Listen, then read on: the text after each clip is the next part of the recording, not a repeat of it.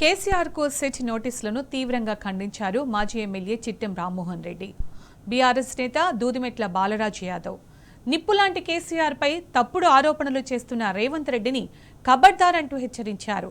ప్రజాపాలన పేరుతో రేవంత్ రెడ్డి ప్రతీకార పాలన చేస్తున్నాడని నిప్పులు చెరిగారు. రోజుకో డ్రామాతో డైవర్షన్ రాజకీయాలు చేస్తున్నాడని దుయ్యబట్టారు. కేసీఆర్కు సెట్ నోటీసులను నిరసిస్తూ నారాయణపేట జిల్లా మక్తల్ పట్టణంలో బీఆర్ఎస్ శ్రేణులు ర్యాలీ తీశారు. మాజీ ఎమ్మెల్యే చిట్టెం రామ్మోహన్ రెడ్డితో పాటు బీఆర్ఎస్ నేతలు, కార్యకర్తలు నల్ల బ్యాడ్జీలు, నల్ల జెండాలతో ర్యాలీలో పాల్గొన్నారు. నారాయణపేట క్రాస్ రోడ్డు వరకు ర్యాలీగా వెళ్లి రేవంత్ దిష్టిబొమ్మను దహనం చేశారు. రేవంత్ రెడ్డి ఎన్ని కుట్రలు చేసినా ప్రజాక్షేత్రంలో కాంగ్రెస్కు గుణపాఠం తప్పదని నేతలు హెచ్చరించారు.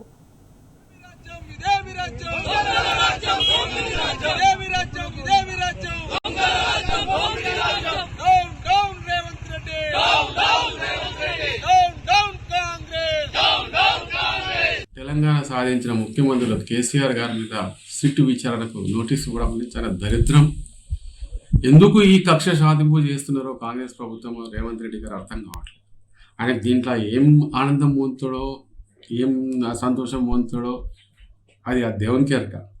ఎందుకంటే తాను చేసిన దొంగతనానికి ఓటుకు నోటు దొంగతనం చేసిండో అది ఎన్ని రోజులకైనా అది పోదు సార్. నువ్వు సచ్చితంగా పోదు రేవంత్ రెడ్డి ఆ మాట నీకు. కానీ ఏం చేయని ఇప్పుడు తెలంగాణ సాధించిన పెద్ద మనిషి సావు నోట్ల తలకాయ పెట్టి తెచ్చింది తెలంగాణ. ఆ మనిషి మీద నువ్వు నోటీసులు ఇస్తావా? ఆయన ఏం తప్పు చేసిండని నీళ్ళకి దోసుకొని తింటున్నాడు. ఈరోజు ఏమన్నా దోసుకొని తిన్నాడు అట్లా ఎప్పుడన్నా? లేదు కదా. ఈరోజు నువ్వు ఎవరో తొత్తులను పెట్టుకొని వాళ్ళని ముందర పెట్టుకొని ఆడుతున్నావు కదా, షిక్కండిని పెట్టుకొని ముందర ఆట ఆడుతున్నావు కదా. నువ్వు దయచేసి బంద్ చేసుకో. ఎవరు ఇట్లాంటిలకు భయపడరు. యువతలు ఉన్నది కృష్ణార్జునుడు సార్. పెద్ద మనుషులు యువతలో కృష్ణార్జునులు ఉన్నారు. వాళ్ళని ఏమి కూడా ఎందుకు కూడా పీకలేవు. నువ్వు కొందరు బలైపోతున్నారు.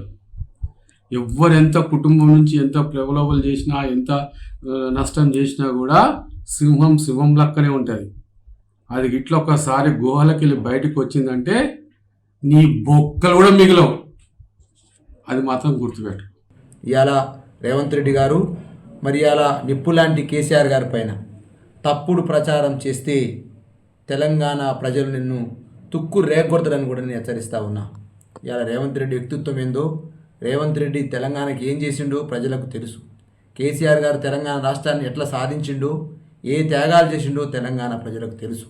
ఇవాళ చంద్రబాబు నాయుడు కళ్ళల్లో ఆనందం కోసం, మరి ఇవాళ లోకేష్ గారి ఆనందం కోసం, మరి ఇవాళ కేసీఆర్ గారి మీద ఆరోపణలు చేస్తే చంద్రబాబు నాయుడు శాంతిస్తాడనేటువంటి భావనతోటి ఇటువంటి కుట్రలకు తెరలేపుతుండే రేవంత్ రెడ్డిని తెలియజేస్తా ఉన్నా. నీకు దమ్ము ధైర్యం ఉంటే నువ్వు చేస్తున్న సింగరేణి అక్రమాలు ఏదైతున్నాయో, ఆ బొగ్గు గనిలో జరిగినటువంటి టెండర్ల గోల్మాల్ ఏదైతుందో దానిపైన సిట్ వేయమని మేము డిమాండ్ చేస్తూ ఉన్నాం. ఇవాళ గ్రీన్ఫీల్డ్ హైవే భూములలో జరిగిన అక్రమాలపైన సిట్ వేయమని మేము డిమాండ్ చేస్తూ ఉన్నాం. ఇల్టు పాలసీ తెచ్చి 9,296 ఎకరాలను నీ అనుయులకు, నీ అనుచరులకు దోచబెడతా ఉన్నవే, దానిపైన సిట్టు వేయాలని మేము డిమాండ్ చేస్తూ ఉన్నాం. ఎస్సీయు భూములపైన సిట్టు వేయాలని డిమాండ్ చేస్తూ ఉన్నాం. ఇలా ప్రజలకు ఇచ్చిన 6 గ్యారంటీలు అమలు చేస్తున్నవా లేదో దానిపైన సిట్టు వేయాలని డిమాండ్ చేస్తూ ఉన్నాం. ఇలా ప్రజా సంక్షేమం కోసం ప్రజలకు నువ్వు ఇచ్చిన హామీలను ఎందుకు అమలు చేస్తలేవంటే ఇలా బీఆర్ఎస్ పార్టీ నాయకత్వాన్ని వేధింపులకు గురి చేస్తూ ఉన్నావు. ఖచ్చితంగా నీ వేధింపులు, నీ పిట్టవు, నీ యొక్క బెదిరింపులు తెలంగాణ ప్రజలకు కానీ కేసీఆర్ లాంటి మహానాయకుడికి తెలియంది కాదు. అనేక మంది ఆంధ్ర నియంతలు, తెలంగాణ వ్యతిరేకులు కేసీఆర్ని ఒక ఎంటిక కూడా పీకలేకపోయినరు.